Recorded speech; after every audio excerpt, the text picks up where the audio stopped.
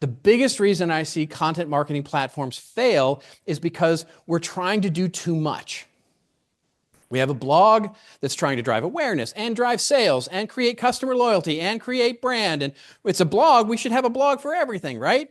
It should feature all the things. And we should do everything with it. And then when it doesn't do anything, one thing particularly well, we go, well, blogs don't work. Well, but they do if you just focus.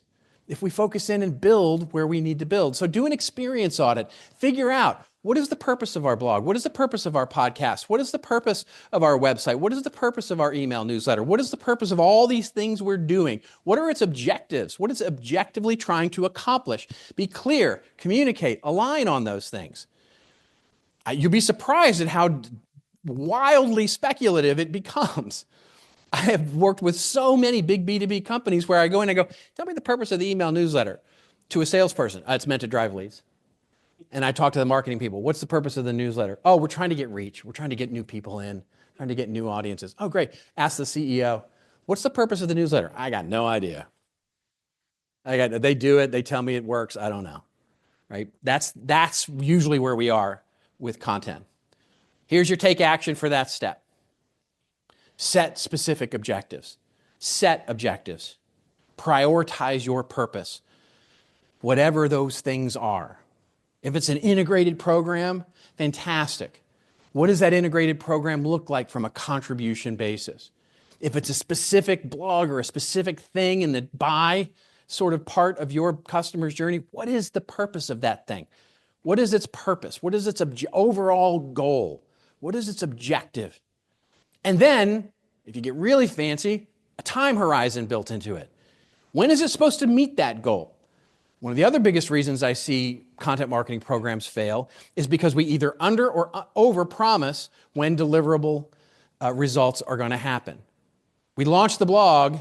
Yay, day one, we've got 4 blog posts up. We launched it. It's beautiful. It looks great. And the CEO goes, where's the leads? And you go, well, I don't know. We got a time horizon this thing. It's going to take time for us to build that audience and start to see those things over time. We have to build the business case for when will it actually start to achieve its objectives. And are there any interim objectives it could achieve in the meantime? Frame the framework. Basically, what does it look like? How is it going to work? Measurement in integration with all the other things we're doing. This is especially important these days when we start thinking about how is the blog going to work with the resource center? How is it going to work with our e-commerce program? How is it going to work with our influencer program? How is it going to work with all of these different things? And are we overweighted in one particular area? In other words, we've got a great set of experiences for awareness and reach and pulling in people and brand awareness and all the things. And then what do we have in sales enablement? Nothing. We just send them to a salesperson. One of my favorite stories is the fact that the salesperson will get a call from somebody and say, I just got this amazing white paper from you guys. It's so great. It's so awesome. I'm so inspired by it. And the salesperson goes, I got no idea what you're talking about.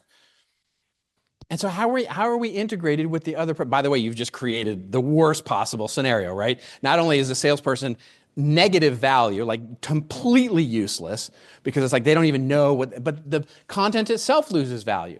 Because now the perception is the company doesn't even know what it's talking about. So how are we integrating these things in there?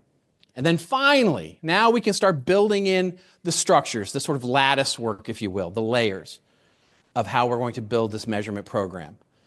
So let's design one together as we sort of wrap up here. How many people are familiar with OKRs and use OKRs in their business? Okay, a few of you. All right, so I'm a huge fan of OKRs. Now, I've modified OKRs a little bit for my own purposes and what I teach, but it's an incredibly wonderful foundation. I'm a big believer in OKRs because it's a great structured framework for getting to measurement.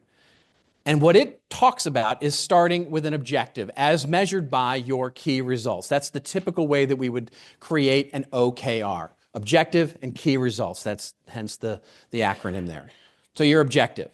We will, whatever our objective is, as measured by key results. Now, I typically will break that down a little further, but the key results can be in multiple categories. Remember, qualitative versus quantitative. right? They might be performance key results, absolutely quantitative, unambiguous, agreed upon. These conversions, remember we took the first step and we defined what all these things are. An MQL versus an SQL, a visit. Why is a visit important? What does engagement mean? What do all these things mean? We get alignment, all that. So now all we have to do is start to build in, okay, now our goals and objectives are built by these performance key sets. So everybody knows, yes, we're trying to drive traffic because we know what more traffic means to the business. Great, traffic's fine if it means something to the business, and you agree on that. What are those unambiguous results? Then there's, of course, overall learning key results, because many key results are like an A or a B or a C or a D or an F.